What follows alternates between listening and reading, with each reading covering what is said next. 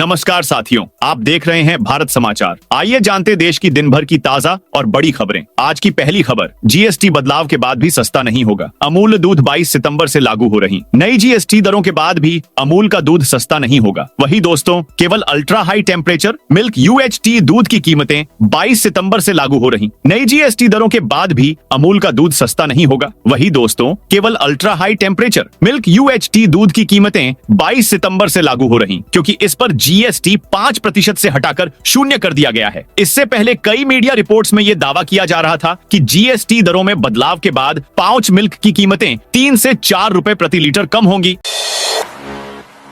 Delhi MP सहित 4 राज्यों से 5 संदिग्ध आतंकी गिरफ्तार। दिल्ली पुलिस की स्पेशल सेल और सेंट्रल एजेंसियों ने टेरर मॉड्यूल का भंडाफोड़ किया है। दिल्ली, झारखंड, तेलंगाना और मध्य प्रदेश से 5 संदिग्ध आतंकियों को गिरफ्तार किया है। यह जानकारी स्पेशल सेल के ACP प्रमोद सिंह कुशवाहा ने गुरुवार को प्रेस कॉन्फ्रेंस में दी। पुलिस ने बताया, झारखंड से 2, दिल्ली से 1, तेलंगाना से 1 और मध्य प्रदेश से 1 संदिग्ध को अरेस्ट किया गया है। संदिग्ध आतंकियों के पास से sulphur powder, sulphuric acid, nitric acid, sodium bicarbonate, ball bearings और safety glass, respiratory mask, circuit wire, motherboard, laptop और हथियार मिले हैं। ये सोशल मीडिया के जरिए पाकिस्तानी हैंडलर्स के संपर्क में थे।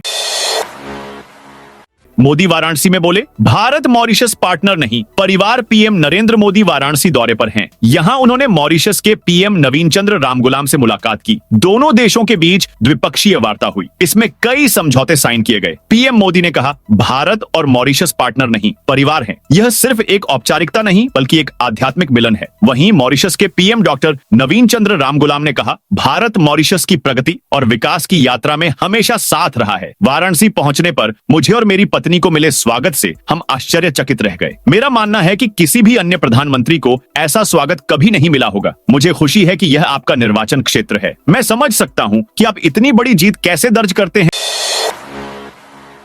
नेपाली जेल तोड़कर भागे 12 कैदी यूपी बॉर्डर पर अरेस्ट। नेपाल में 2 दिन से जारी हिंसा और उपद्रव का असर यूपी से लगे नेपाली जिलों को चपेट में ले लिया है। महाराजगंज से लगे नेपाल वाले हिस्से में बुधवार को फिर से हिंसा भड़क गई। सरकारी दफ्तर को उपद्रवियों ने आग के हवाले कर दिया। कुछ जगह पर तोड़फोड़ भी की गई है। नेपाल से लगी यूपी की 600 किलोमीटर सीमा पर चौकसी बढ़ा दी गई है। नेपाल की जेल से भागे 12 कैदियों को SSB ने हिरासत में लिया है। महाराजगंज के सोनौली बॉर्डर से 4 और सिद्धार्थनगर के खूनवा बॉर्डर से 8 कैदियों को पकड़ा है। भारतीय सुरक्षा एजेंसियां कैदियों से पूछताछ कर रही हैं।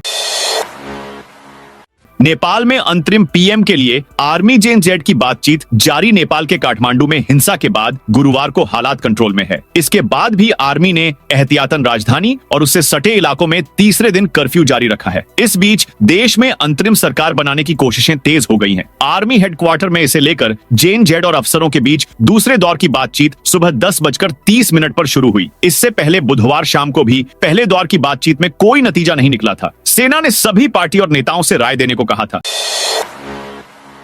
सोना 412 रुपए सस्ता होकर 1,09,223 पर। सोने चांदी के दाम में आज यानी 11 सितंबर को गिरावट है। India Boolean and jewellers association के अनुसार आज सोना 412 रुपए सस्ता होकर 1,09,223 पर आ गया है। कल इसकी कीमत 1,09,635 प्रति 10 ग्राम थी। वहीं चांदी 327 रुपए कम होकर 1,24,267 रुपए प्रति किलो पर आ गई है। कल 1 किलो चांदी की कीमत 1,24,594 रुपए थी। गोल्ड ने 9 सितंबर को 1,09,635 रुपए और सिल्वर ने 1,24,770 का ऑल टाइम हाई बनाया था। राजस्थान में 350 फैक्ट्रियों पर लग सकते हैं ताले। अमेरिका के 50% टैरिफ से बीकानेर सहित राजस्थान की वूलन और यार्न सूत इंडस्ट्री कमजोर पड़ गई है। फैक्ट्रियां बंद होने की कगार पर हैं। 1 से 1.25 लाख मजदूर और भेड़ पालकों के सामने भी रोजगार का संकट खड़ा हो गया है। कारोबारियों का कहना है, टैरिफ के कारण प्रदेश में 1200 करोड़ की इंडस्ट्री का आकार घटना शुरू हो गया है। 150 से 200 करोड़ के ऑर्डर होल्ड पर चले गए हैं। अगर सॉल्यूशन नहीं निकला तो 1 साल के भीतर इंडस्ट्री 70% तक खत्म हो जाएगी। RSS चीफ मोहन भागवत का आज 75वां जन्मदिन। राष्ट्रीय स्वयंसेवक संघ के प्रमुख मोहन भागवत का आज 75वां जन्मदिन है। PM मोदी ने भागवत को बधाई देते हुए एक संदेश लिखा है, जिसमें लिखा है कि वे एक असाधारण व्यक्ति हैं, जिन्होंने हमेशा राष्ट्र को सर्वोपरि रखा। मोदी ने लिखा, हम स्वयंसेवकों का सौभाग्य है कि हमारे पास मोहन भागवत जी जैसे दूरदर्शी और परिश्रमी सरसंघचालक हैं, जो ऐसे समय में संगठन का नेतृत्व कर रहे हैं। एयर इंडिया ने दिल्ली एयरपोर्ट पर 200 से अधिक यात्रियों को उतारा। दिल्ली में बुधवार रात एयर इंडिया की सिंगापुर जाने वाली फ्लाइट संख्या AI2380 में खराबी आ गई। इसके कारण 200 से ज्यादा यात्रियों को लगभग 2 घंटे तक फ्लाइट में बैठाए रहने के बाद दिल्ली एयरपोर्ट पर उतार दिया गया। फ्लाइट में मौजूद न्यूज एजेंसी PTI के एक पत्रकार के अनुसार फ्लाइट का एयर कंडीशनिंग सिस्टम और बिजली सप्लाई में खराबी थी। इसके बावजूद यात्रियों को फ्लाइट में बैठाया गया। करीब 2 घंटे तक पैसेंजर्स गर्मी से परेशान हुए। नेपाल हिंसा में 5 अरब का हिल्टन होटल तबाह। नेपाल में मंगलवार को हुई हिंसा में प्रदर्शनकारियों ने काठमांडू के सबसे ऊंचे हिल्टन होटल में आग लगा दी थी। ये होटल पिछले साल जुलाई में बनकर तैयार हुई थी। इसमें 5 अरब भारतीय रुपए खर्च हुए थे। प्रदर्शनकारियों ने सिंह दरबार, सुप्रीम कोर्ट, राष्ट्रपति निवास समेत दर्जनों सरकारी निजी इमारतों में आग लगा दी। ऐसा अनुमान है कि इससे नेपाल को अरबों की संपत्ति का नुकसान हुआ है। सबसे ज्यादा नुकसान 9 सितंबर को हुआ, लेकिन सेना के सुरक्षा संभालने के बावजूद 10 सितंबर को भी कई जगहों से नुकसान की खबरें आती रहीं। नेपाल इंश्योरेंस एसोसिएशन NIA के मुताबिक बीमा कंपनियों को लगभग 31 अरब भारतीय रुपए से अधिक के क्लेम का सामना करना पड़ सकता है। यह नुकसान 2015 में आए भूकंप से भी 3 गुना ज्यादा है। चौकसी को भारत लाने की प्रक्रिया 15 सितंबर से शुरू। भगोड़े हीरा कारोबारी मेहुल चौकसी को बेल्जियम से भारत प्रत्यर्पण एक्सट्राडिशन की कार्यवाही 15 सितंबर को शुरू होगी। ये जानकारी न्यूज एजेंसी PTI ने दी है। चौकसी पर पंजाब नेशनल बैंक के साथ 13,850 करोड़ की धोखाधड़ी करने का आरोप है। मामले की सुनवाई बेल्जियम के फेडरल कोर्ट में होगी। इसमें भारत की ओर से CBI और विदेश मंत्रालय के वकील अपना पक्ष रखेंगे। 8 सितंबर को भारत ने बेल्जियम को लिखित गारंटी दी है। केंद्र ने बेल्जियम सरकार को एक लेटर में बताया था कि चौकसी को मुंबई के आर्थर रोड जेल के बैरक नंबर 12 में रखा जाएगा। वहां एक कोठरी में 6 लोगों के रहने की क्षमता है। रूसी सेना ने जबरन भर्ती भारतीयों का WhatsApp डिलीट करवाया। यूक्रेन में फंसे और रूस की सेना में जबरन भर्ती किए गए भारतीय युवकों की मुश्किलें बढ़ गई हैं। रूसी आर्मी को पता चल गया कि युवक वीडियो बनाकर भारत में अपने परिवारों को भेज रहे हैं, जिसके बाद अब उनके मोबाइल से WhatsApp डिलीट कर दिया गया। इस बात की जानकारी यूक्रेन में ही फंसे हरियाणा के युवक विजय ने इंस्टाग्राम पर अपने दोस्त को मैसेज करके दी है। मैसेज में उसने ये भी बताया कि 3 दिन बाद अब उन्हें युद्ध के लिए लेकर जाने वाले हैं। इस बीच विजय के परिजन दिल्ली और चंडीगढ़ जाकर रूसी एम्बेसी, विदेश मंत्रालय और रक्षा मंत्रालय से मदद की गुहार लगाने के लिए निकल गए हैं। इसके अलावा कांग्रेस की राष्ट्रीय महासचिव एवं सिरसा सांसद कुमारी सैलजा ने भी विदेश मंत्री जयशंकर को इस मामले में पत्र लिखा है।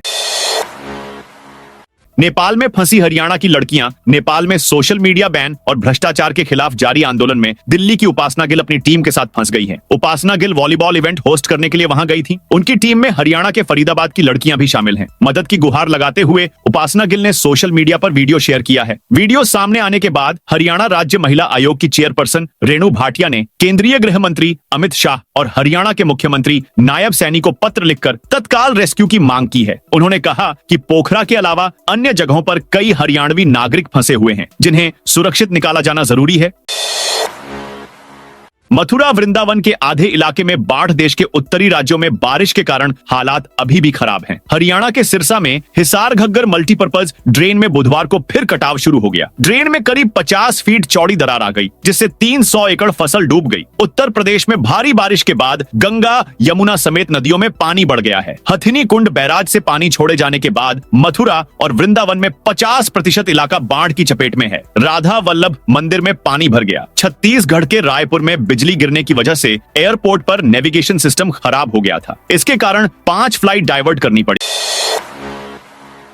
ट्रंप समर्थक चार्ली कर्क की हत्या। अमेरिकी राष्ट्रपति डोनाल्ड ट्रंप के समर्थक और राइट विंग एक्टिविस्ट चार्ली कर्क की गुरुवार को एक प्रोग्राम के दौरान गोली मारकर हत्या कर दी गई। यह घटना यूटा राज्य की यूटा वैली यूनिवर्सिटी में हुई। चार्ली यहां एक अमेरिकन कमबैक टूर प्रोग्राम में आए थे। सोशल मीडिया पर वायरल वीडियो में दिख रहा है कि चार्ली एक टेंट के नीचे माइक पकड़कर बोल रहे हैं। तभी अचानक एक गोली उनके गर्दन के पास आकर लगती है। काफी खून बहता है और वे जमीन पर गिर जाते हैं। दोस्तों, यह थी आज देश दुनिया की बड़ी खबरें।